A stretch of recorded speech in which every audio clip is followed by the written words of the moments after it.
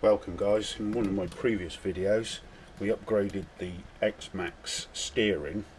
We put the JX servo in there and a few other bits, but we've now received some parts from GPM Racing products.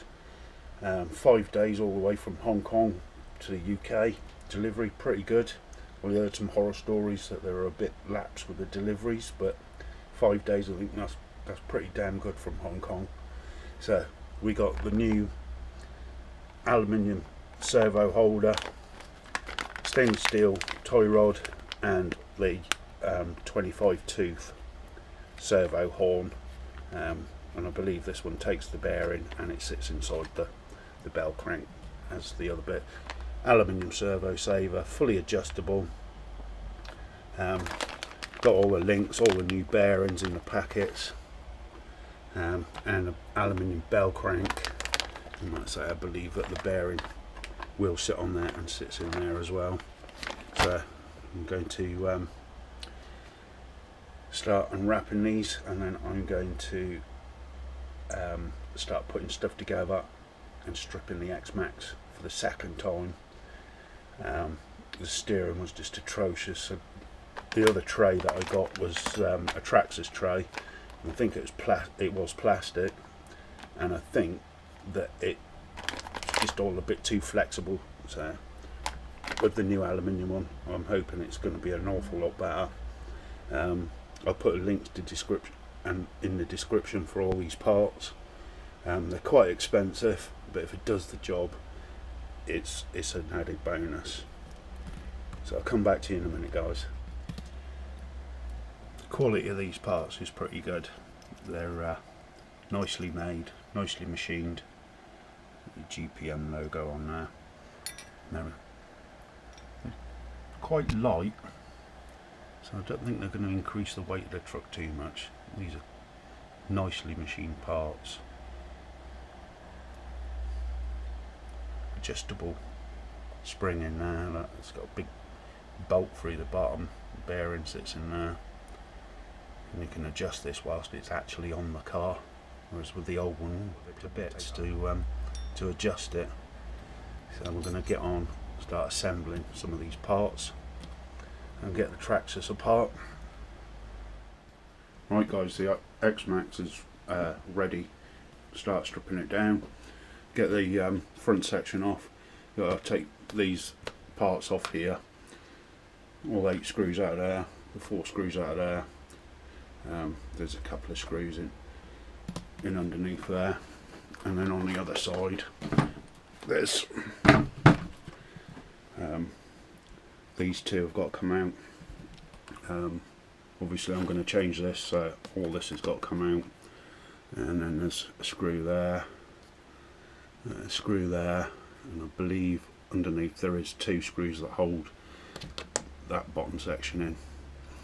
There's quite a few screws to take out, so I'm going to start getting this stripped, and then we'll get back to it in a sec. Right guys, I've just taken the Servo Saver out, and it's actually completely broken off. The screw went all the way through that, just stripped it straight through, and that's why the steering wasn't working very well. So anyway, at least we've got all the upgrade parts, so we're going to crack on a bit more. Like I say, there's a fair few bits to come off. It's the new aluminium servo holder, all installed. I used the original screws that came with the truck. The ones that come with it seem to be an awful lot shorter, and they've got these little cups, so I've used the original screws, but I did use the new ones that came with the holder. You've got some little cups that you put through there, and I've Loctited the threads, so there's no chance that this lot can all come undone. Right guys, new Servo Savers in. Bit fiddly, bit awkward. A lot of the screws that they supply with it don't actually work with the damn thing, so obviously make sure you keep all your Traxxas screws. and Loctite everything that goes in aluminium, because otherwise it just fall apart. So next thing is we're going to try and get this all back together and put the new bell crank on, and it should be done. Right guys, she's all back together. I centered up the servo before I put it all together, just to make sure it's all set properly.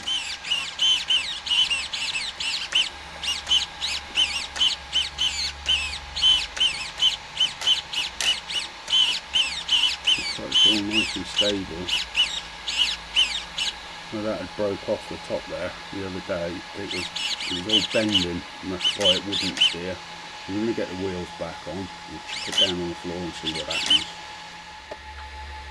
Right guys, it's all back together. It does struggle a little bit one way, so I think I might have to adjust the endpoints on the app. I've got the Link app for the controller. It turns okay to the right. He's a bit lazy on the left when he's down flat on the floor, but when he's up on here, yeah, he's working okay. So we'll have to see when I take it out on the grass. I mean, as long as it turns around on the grass, I'm not expecting it to perform miracles when it's standing still. Just the other week when it's such a massive circle to turn it round. It actually went through the hedge and come out the other side. So hopefully that's cured the problem. It's a very expensive bit of kit really, just to do a bit of steering. Like I say, I'll put all the links in the description so you guys know where to get them from. Thanks for watching.